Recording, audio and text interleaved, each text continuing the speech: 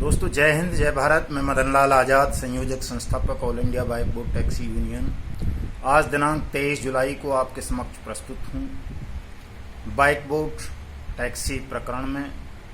एक खास समाचार आप सब तक पहुँचाने के लिए ध्यान से सुनेंगे, पूरा वीडियो सुनेंगे। बड़ी महत्वपूर्ण बातें आज के इस वीडियो संदेश में आप तमाम साथियों के साथ मैं करने जा रहा हूँ,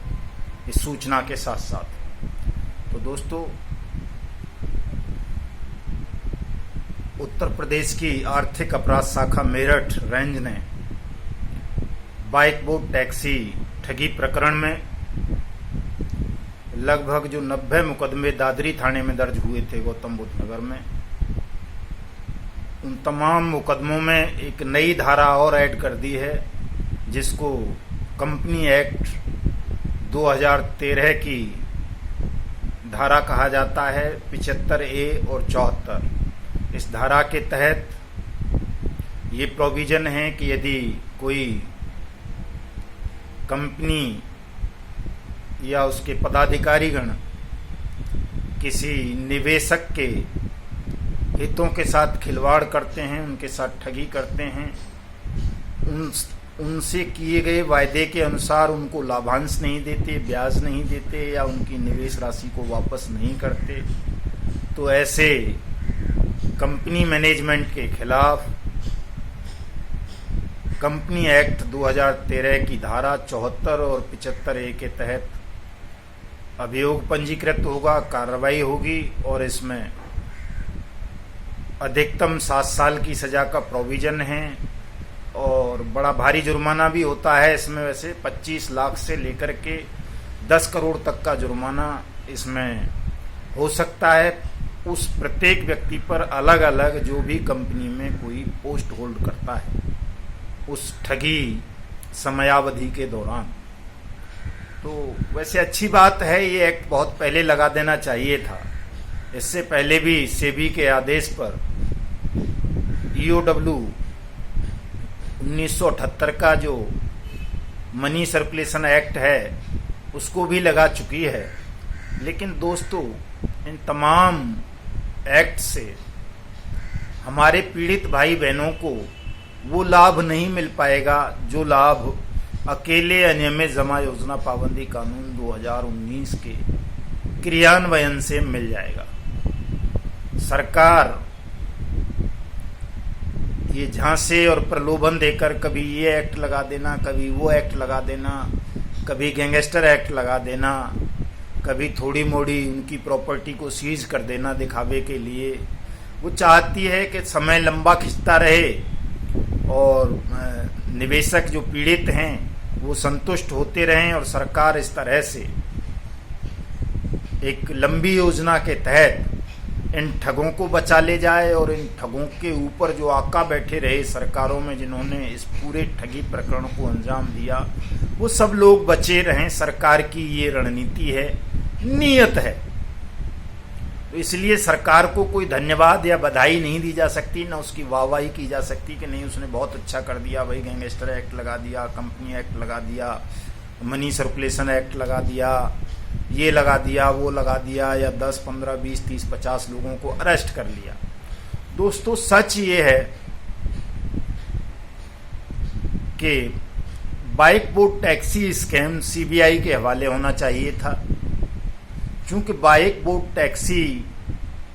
ठगी प्रकरण को केवल इन जेब कतरों ने, संजय भाटी और BN तिवारी, करणपाल भूदेव जैसे उन्हें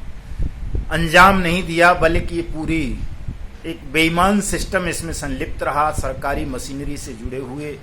बहुत सारे सीनियर ऑफिसर, पुलिस अधिकारी, सांसद, विधायक, मिनिस्टर, सेक्रेटरी लेवल के ऑफिसर, इन सब में इन्वॉल्व रहे और उनके संरक्षण में ये ठगी का धंधा चला। यही वजह रही कि इस बाइक बोट टैक्सी स्कैम में हमारे देश के 2 लाख से ज़्यादा सैनिक भाइयों को ठगा गया,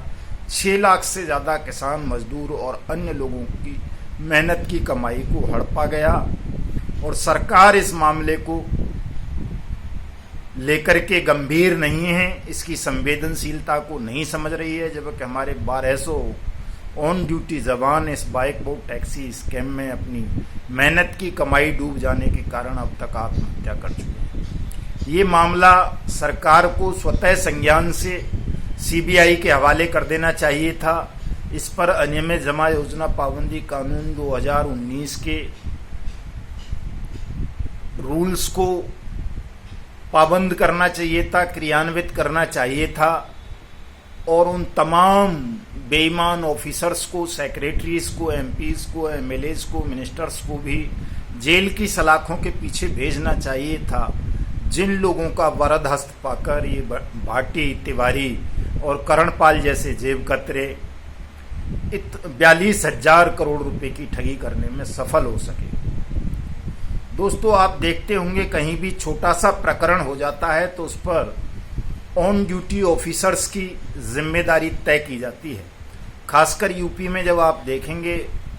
तो अभी अलीगढ़ का मैं उदाहरण देता हूं। अलीगढ़ में पिछले दिनों एक जहरीली शराब कांड हुआ, उसमें 100 से ज़्यादा लोगों की मृत्यु हो गई। तो वहाँ जितना भी आबकारी महकमा था, अलीगढ़ से लेकर आगरा तक, रेंज तक, पूरी तक मंडल में, उन तमाम ऑफिसर्स के खिलाफ भी एक्शन हुआ, उनके खिलाफ मुकदमे दर्ज हुए, उनको सस्पेंड किया गया, उनके खिलाफ कानूनी कार्रवाई चल रही है। तो ये जो बाइक बोट टैक्सी स्कैम हुआ, चाहे बाइक बोट टैक्सी स्कैम को ले लें, साइंस सिटी को ले लें और दूसरों को ले लें, कैची पिक्सल को ले लें, ये अपना गोबे को ले लें, हेलो राइड को ले लें, गो बाइक को ले लें और बहुत सारे हैं, हमारा वाहन है, हमारी सवारी है, स्ट्रीट हॉक है और वाया इंडिया है। ये सारे के सारे स्कैम उत्तर प्रदेश में ही हुए हैं और गिरोहबंद स्कैम हैं। गिरोह बना करके लोगों ने ठगी की है और स्थानीय प्रशासन से और अन्य सीनियर ऑफिसर्स की मिलीभगत से हुई है। लेकिन किसी भी ऑफिसर की जिम्मेदारी आज तक योगी सरकार ने तय नहीं की कि इस अधिकारी के संलिप्तता के कारण या गैर जिम्मेदाराना व्यवहार के कारण, रवैये के कारण इतने बड़े पैमाने पर हमारे देश के लाखों सैनिकों को और अन्य करोड़ों नागरिकों को ठग लिया गया। तो किन ऑफिसर्स की जिम्मेदारी बनती थी, किन की लापरवाही, किन की संलिप्तता के कारण ये स्कैम्स हुए, वो कौन कौन ऑफिसर थे, कौन कौन मिनिस्टर थे, कौन कौन सेक्रेटरीज थे जिन्होंने इन ठगों से मोटी रकम लेकर के इनको संरक्षण दिया और वो इन्हें लगातार बचाते रहे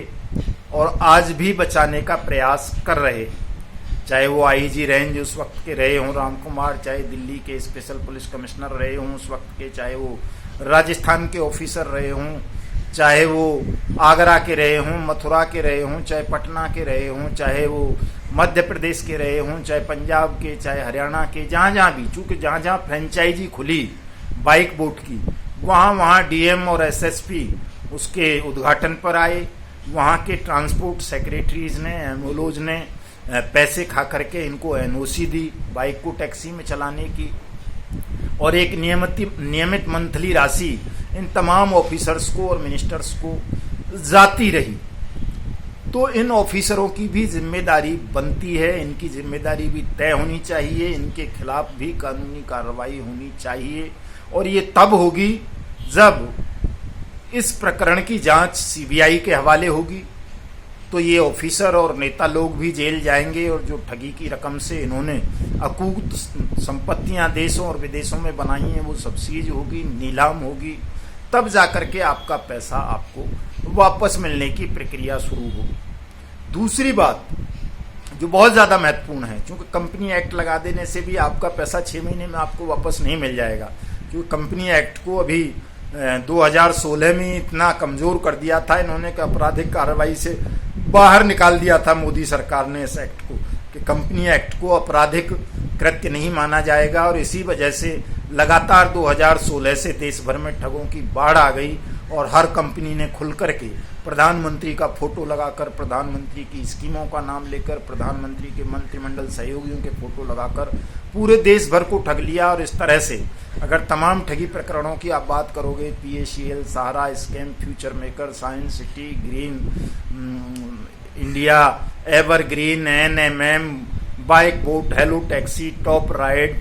और दुनिया भर के Blue Fox Motion, Radha Madhav Corporation Limited, Heera Gold, Adarsh, तो लगभग 20 करोड़ लोगों को देश भर में चीट किया गया इस कंपनी एक्ट 2013 को कमजोर करने के बाद से। तो दोस्तों, केवल इन एक्ट्स को लगा देने से कोई लाभ आपको नहीं मिलेगा। आपको लाभ तब मिलेगा जब आपकी मेहनत की डूबी हुई रकम आपको वापस मिल जाए, और ये रकम आपको तब वापस मिल सकती है जब मोदी सरकार अनियमित जमा योजना पाबंदी कानून 2019 के रूल्स को नोटिफाइड करे। उन रूल्स को नोटिफाइड करके स्पेशल कोर्ट बनाए, स्पीडी ट्रायल कराए, स्पेशल एजेंसी बनाए इन्वेस्टिगेशन के लिए, और जो उस कानून का प्रोविजन है कि 180 वर्किंग डेज के अंदर अंदर राज्य ठगी पीड़ितों का पैसा वापस करे। इस कानून को लागू करवाए बगैर यदि आपको तसल्ली हो जाती है, संतुष्टि हो जाती है, तो मैं समझता हूं आप एक और धोखाधड़ी का शिकार होंगे। आपको लोगों के बहकावे में नहीं आना चाहिए। बहुत सारे ठग और उनके दलाल आपको दिन रात आपकी एकता को तोड़ने का प्रयास करते रहते हैं, आपको तरह तरह से बहकाते रहते हैं, लालच देते हैं, और बहुत सारे षड्यंत्र वो रचते रहते हैं। आपको इन तमाम चीजों में नहीं आना चाहिए। अपनी निजी स्वार्थों के लिए, छोटे मोटे लालचों के लिए आपको इन झांसों से बचना चाहिए, और जो आपका मुख्य उद्देश्य है अपनी मेहनत की कमाई को वापस पाना, उस पर अपने ध्यान को केंद्रित करते हुए ये जो आगामी 9 अगस्त है 2021 की, इस पर हम सुबह 11 बजे संसद भवन का घेराव करने जा रहे हैं, जंतर मंतर नई दिल्ली से। वहाँ तमाम साथी आइए। मैंने तमाम ठग कंपनीज के विक्टिम्स के लिए काम करने वाली ऑर्गेनाइजेशन से, सोसाइटी से, यूनियन से दसियों बार अनुरोध किया कि वो तमाम लोग मिलकर के एक संयुक्त मोर्चा बनाएं और इस अनियमित जमा योजना पाबंदी कानून 2019 को लागू करवाने के लिए लड़ाई लड़ें, ताकि तमाम पीड़ितों को लाभ मिले, उनका पैसा वापस मिले। लेकिन अपने छोटे छोटे स्वार्थों के कारण तमाम ठगी पीड़ितों के नेता जो भिन्न भिन्न कंपनी के लोगों के लिए काम कर रहे हैं, चाहे वो फ्यूचर मेकर हो, चाहे साइंस सिटी हो, चाहे PACL हो, चाहे सहारा हो, चाहे आदर्श हो, चाहे एवरग्रीन हो, चाहे हीरा गोल्ड हो, चाहे कोई और हो, कोई भी एकजुट होने को ये नेतागण जो हैं यूनियनों के तैयार नहीं। इसके लिए तमाम ठगी पीड़ितों को ही, निवेशकों को ही एकजुट होना पड़ेगा और हमारे ठगमुक्त बेईमान रहित भारत निर्माण मिशन से जुड़ना होगा। और 9 अगस्त 2021 को सुबह 11 बजे पार्लियामेंट पर आकर एक जबरदस्त हल्ला बोल आंदोलन चलाना पड़ेगा। तमाम साथियों को सोशल मीडिया पर सक्रिय होना पड़ेगा, तब जाकर के कहीं ये सरकार जो बेईमान सिस्टम है घुटनों पर आएगा। इन तमाम स्कैम्स की जांच CBI के हवाले होगी और जिन भी बेईमान ऑफिसर्स ने, बेईमान नेताओं ने आपकी मेहनत की कमाई में से हिस्सा लिया है, संजय भाटी, डेजी मेनन, मितेश अग्रवाल और वो मनु विग जैसे ठगों के मार्फत इनकी चल संपत्तियां सीज होंगी और आपका पैसा आपको वापस मिलेगा और ये तमाम लोग जेलों में जाएंगे। जब तक ये तमाम ऑफिसर्स और नेता बेईमान जेलों में नहीं जाएंगे, जब तक अनियमित जमा योजना पाबंदी कानून 2019 लागू नहीं होगा, स्पेशल कोर्ट्स नहीं बनेंगी, स्पीडी ट्रायल नहीं होगा, तब तक ये छोटे मोटे एक्ट्स लगा देने से आपका कल्याण नहीं होगा, आपका पैसा नहीं मिलेगा। इसलिए मैं तमाम साथियों से, चाहे वो किसी भी ठग कंपनी की ठग स्कीम का शिकार हुए हैं, एक बार हुए हैं या 10 बार हुए हैं, उन तमाम लोगों को हमारे इस मिशन से जुड़ना चाहिए। हमारी all India Bike Board Taxi union की मेंबरशिप लेनी चाहिए। जो लोग यूनियन से नहीं जुड़े हैं और उन्होंने कहीं कोई कानूनी कार्रवाई भी नहीं की है, तो उनको अपनी कानूनी कार्रवाई भी करनी चाहिए। जो All India Bike Board Taxi Union का recovery writ petition high court में चल रहा है, उसको ज्वाइन करना चाहिए तमाम लोगों को, ताकि आपकी मेहनत की कमाई आप तमाम लोगों को जल्दी से जल्दी मिल सके। दोस्तों, हमारा ट्विटर लिंक, हमारा फेसबुक ID का लिंक, हमारा यूट्यूब का लिंक इस वीडियो संदेश के डिस्क्रिप्शन में होगा। आप वहां जाकर के हमारे यूट्यूब चैनल युगांतर न्यूज़ को सब्सक्राइब करेंगे, शेयर करेंगे, कमेंट करेंगे, लाइक करेंगे और हमारे ट्विटर हैंडल युगांतर न्यूज़ को फॉलो करेंगे, ताकि आने वाली 9 अगस्त से पहले हम अपने इस आंदोलन को, अपने इस विषय को सोशल मीडिया के माध्यम से देश और दुनिया तक पहुंचा सकें और उस दिन भारी से भारी संख्या में लोगों को जंतर मंतर संसद भवन पर लाकर अनियमित जमा योजना पाबंदी कानून 2019 को लागू करवा के आप सबकी डूबी हुई मेहनत की रकम को आपको वापस दिलवा सकें। साथियों, जय हिंद, जय भारत।